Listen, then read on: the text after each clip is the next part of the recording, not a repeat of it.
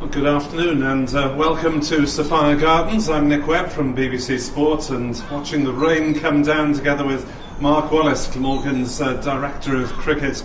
Mark, all very frustrating after the weeks that we've seen this summer of sunshine, but no cricket. Had to be raining today of all days. Yeah, it was almost inevitable, I guess, wasn't it, that we're going to get some rain. The weather we've had the last few days and the last week or so has been fantastic, albeit with a few storms. So yeah, to turn up here this morning, the amount of work that's been put in to get the stadium ready for our first home game, it is frustrating, but yeah, the rain's falling, but there's still another 3 days and maybe part of today to play too. Could be a question of on and off and fitting in a few hours here and there between the showers now. Yeah, it does look like that if the forecast is right over the next few days. So yeah, we'll hope for a little bit more today, albeit I am feeling it raining again on the back of my neck here. But yeah, we'll hopefully get some cricket in, but I think inevitably we probably will be disrupted a bit. This, of course, Glamorgan's third game, defeat down in Somerset, largely to the Overton Twins, and then a draw against Worcestershire. What are your thoughts on the two games so far?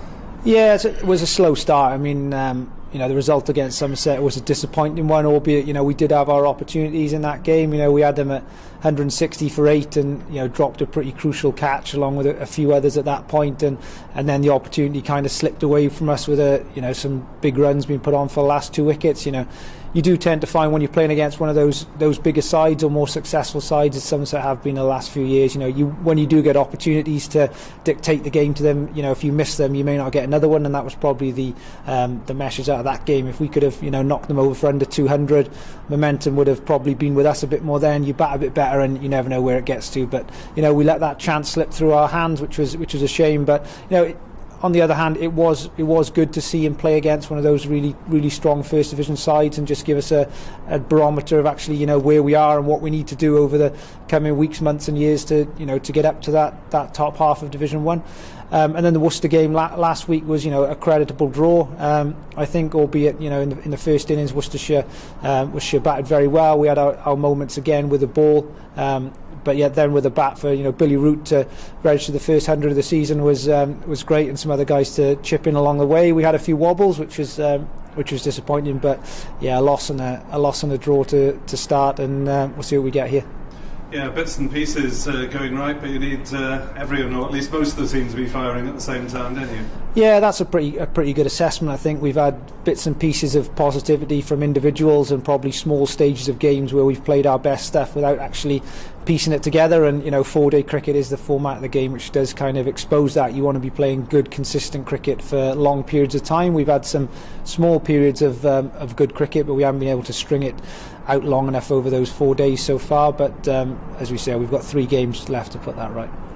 Yes, we've got the Northampton game next week, and then of course we're into T20 and the schedule announced this week. It's a bit complicated, isn't it? You play a block of 5, then the final 4-dayer, and then another 5. Yeah, it's a bit sporadic and a bit sort of higgledy-piggledy. But look, I mean, I think we shouldn't be critical of the formats or the fixtures at all this year. 2 or 3 months ago we were looking like having a season totally wiped out, and if you'd have offered us any cricket in any order at any time of the year, we'd have absolutely snapped your hand off, and that's still got to be the mentality now.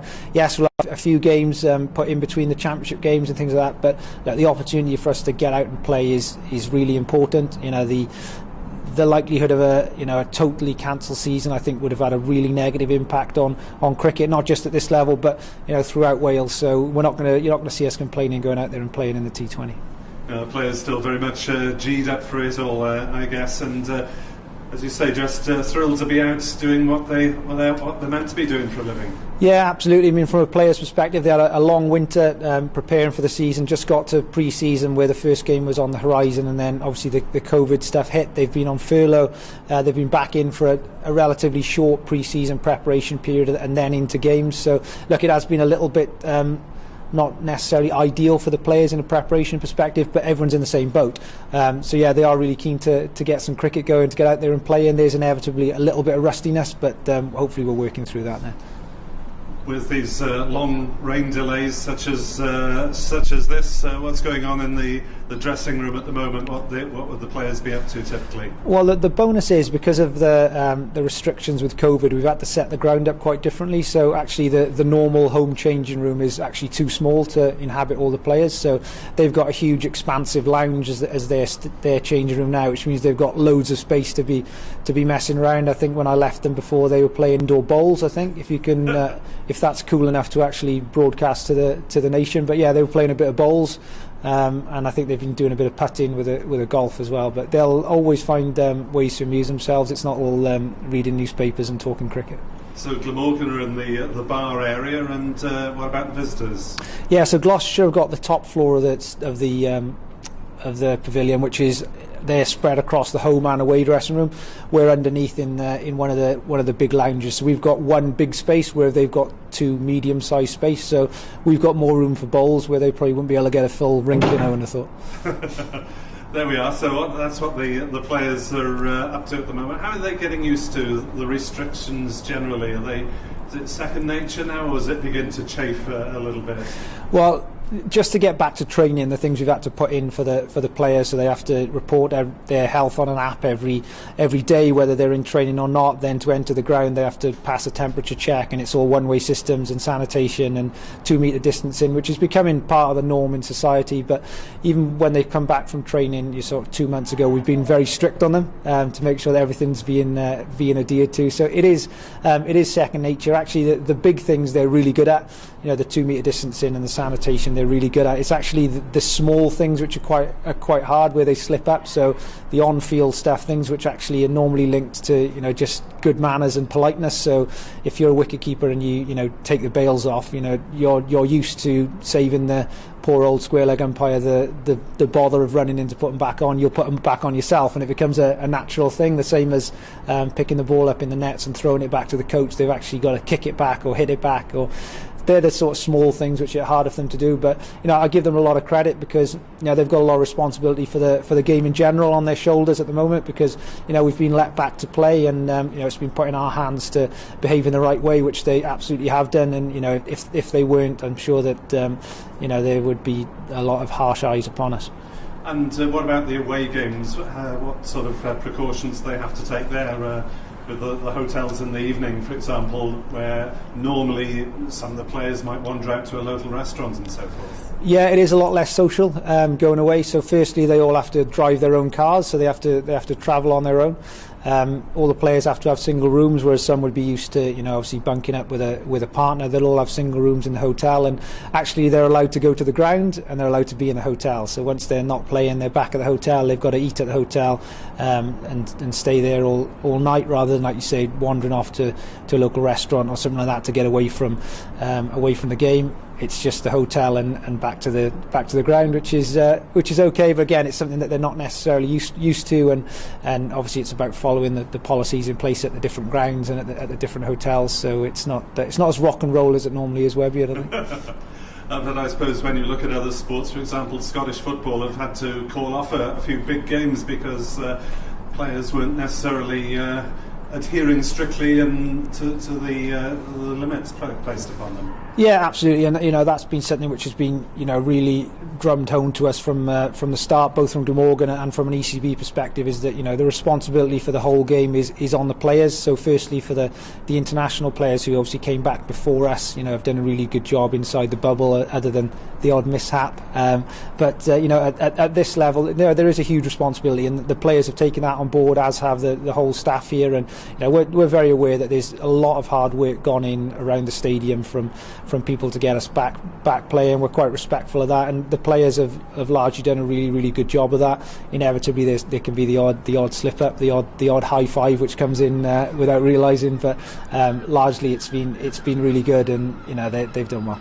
And in terms of crowds, there's been a few people allowed in at pre-season friendlies in the Oval and Edgbaston, but that bit of the trial wasn't pursued at the time. Maybe now, maybe people allowed in for the T20 final stages.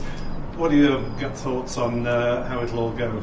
Yeah, there are a lot of sort of huge maybes, and they seem to change all the time. And I think trying to predict anything which is going to happen in the current climate and situation is really difficult. You know, as things stand at the moment, you know, there's no crowds. We're not really preparing for crowds in the short term, which is the term that we're looking at. You know, if crowds are able to come in the latter stages of T20, obviously that would be great. But that's got to be very very closely caveated with we've come so far with the health and safety of everybody involved, just to try and force back some crowds in to watch some cricket. It would probably be unnecessary. So should it be absolutely safe for everybody involved, then of course we'd love to see crowds back in. But if we don't have them, we've found hopefully other means for people to be able to enjoy their cricket, and hopefully if we do get some play, people will be able to see the live stream available here at Glamorgan and still be able to enjoy watching Glamorgan play cricket, albeit from the comfort of their own homes rather than a pretty cold seat at Sophia Gardens as it would be today.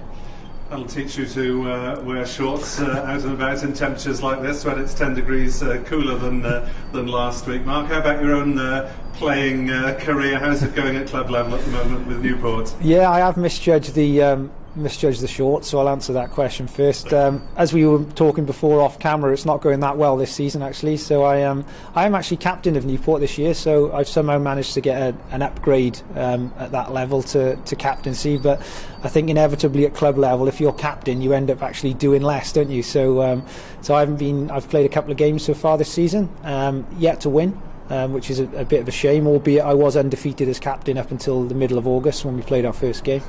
Now so far I played twice last weekend. I got 6. I was out trying to hit a ball over the pavilion, which maybe 10 years ago I probably would have still missed, but I was out bowled in that game, and I was run out up in one of my own old stomping grounds in Brecon on Sunday, where we were in a bit of an upset defeat in the Macy Cup T20. So as far as my own career, it's probably very similar to when I was a professional, which is underwhelming and disappointing, I think. Yeah, you're too modest, Mark. But do you find that when you're playing club cricket, all the opposition immediately step their game up? Right, we're going to knock him over.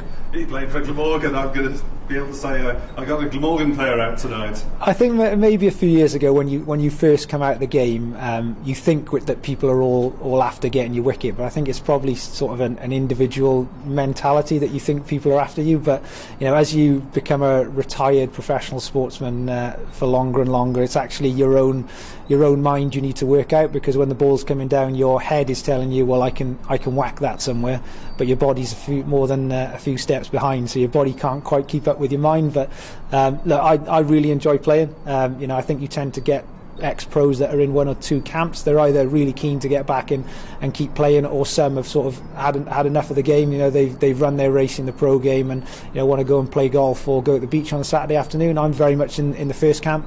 I love playing club cricket. I'm not overly bothered how well I perform, albeit I do want to do well. But I just like playing. I'll be one of these guys who's probably still playing when I'm 65 in the 3rd or 4th team somewhere, and still trying to practice and stuff like that. Well, if you are, you'll be taking after your father, Ryland, who's still going strong for the Wales age group sides. Yeah, so my father plays for Wales over 60s at the moment. He's 69 as it goes, so I think that qualifies him to play for Wales over 70s as an underage player. So he has been saying that the over 60s have got some good youngsters coming through, pushing him for his place. So maybe he can be the younger player in the over 70s ranks. But yeah, he all jokes aside, he absolutely loves playing. I think he played last week. He played Saturday, Sunday. He'll probably be trying to play on Tuesday. He's all over it, and I think that's the sort of spirit. I think sometimes we can, at this level, you've got to take cricket really, really seriously. But I think we all need to remember that it's a great game to play.